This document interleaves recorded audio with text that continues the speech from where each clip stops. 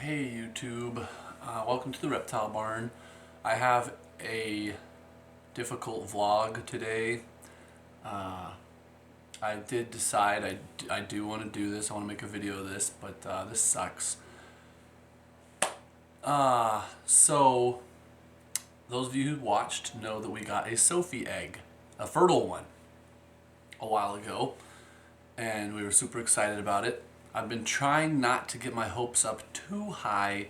They're notoriously difficult to incubate properly. This is our first try, but this was our first ever fertile non-ball python egg of any sort, right? At the Reptile Barn. So despite my intentions, I was getting pretty excited. The longer it went, without dying, I was really getting excited. So they don't need as high of temperatures to incubate their eggs as ball pythons do. So like 82 to 84 is great for them.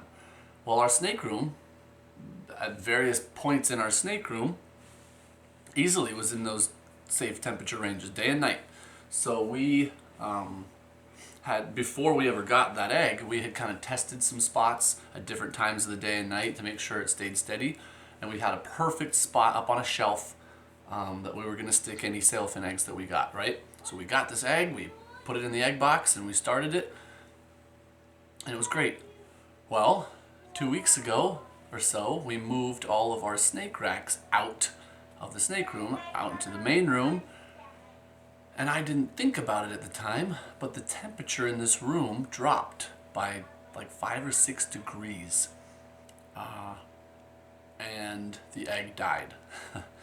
So I didn't know that it died at the time. But one day I was like, oh my gosh, I forgot to adjust for this egg. So we added a little extra, moved things around, made sure it got back to the temperatures needed. But it went like a week, maybe 5 days, at temperatures way below where it needed to be. Okay, and we just, at that point, all we could do was hope and pray that it would pull through. Well, I was checking it yesterday, and I was like, I'm almost certain this egg is dead. I checked it today, and it's definitely dead. So at that point, I'm thinking to myself, well, maybe the egg was never that viable in the first place. Maybe it's not like we lost an actual baby lizard. So I cut it open. At this point, I should say, any of you who do not want to see a little dead baby lizard, it's very sad. It's a perfectly formed little baby, so it's gonna look, it's pretty sad. So you don't have to watch anymore if you don't want to. I should say that.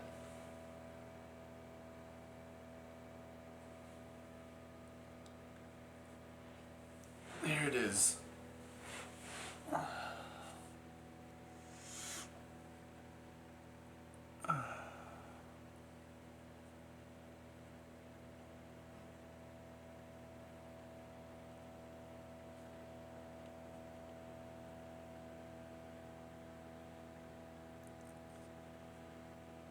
Those classic sailfin toes that look like giant frog toes or something. Don't look at my face, camera. The camera's trying to zoom in on my face. There we go.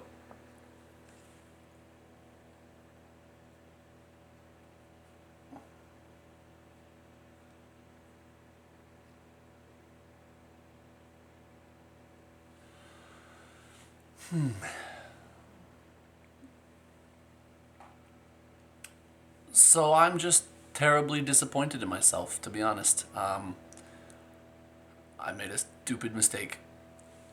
Clearly the egg was fertile, clearly it was viable, it was growing, it was developing.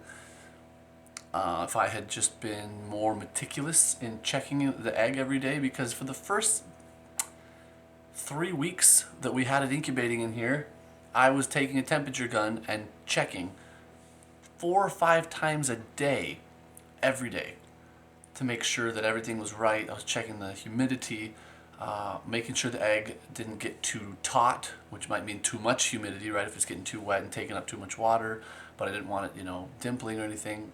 It was perfect. And I just got complacent, and by the time we had that temperature drop, I really wasn't checking anymore. I just was like, well, it's been so stable this entire time, it's perfect, right? Well, if I had checked, oh well.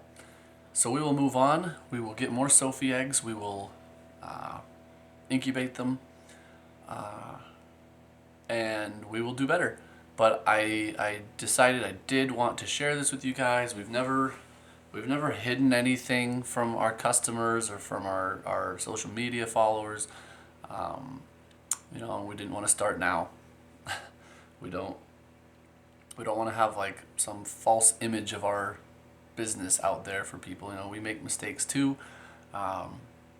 When you work with live animals, the only certainty that you ever have is that some of them are going to die. It's just no matter how well you take care of them, things happen. And in this case, we didn't take as good a care of it. And it was an egg. I know some of you guys even who are watching, you've bred hundreds or maybe thousands of animals, and you're like, why are you getting so worked up about one random egg not hatching? Like, well, that's just how I am, okay? So, I am sad. I'm all right. My brother's pretty upset too. The sailfins are kind of his babies. That was the first animal we got that was entirely Caleb's idea. He had been researching different reptiles. He really has always loved lizards, and he just got so into these sailfin dragons, and we saved up and got the female, and then a while later we got the male, and he's just been on top of it. Takes such good care of those animals. So he's pretty upset as well, as of course he is. This would have been our very first non-ball python ever produced at the reptile barn, as I said before, but that's okay. It really is okay. I think Sophie's due to drop more eggs here in a couple weeks. She has locked up several times with Salvador, so we will do better. Maybe this time we'll incubate 6 eggs instead of 1. But we will keep you updated on our progress. But I just wanted to share that with you. It's a downer. We have a couple things coming up that are not downers that will be much more exciting and exuberant. So don't worry, this is not becoming like a downer type vlog. I wanted to share this with you, and yeah, that's all I've got for you. Thank you guys for your support and for tuning in.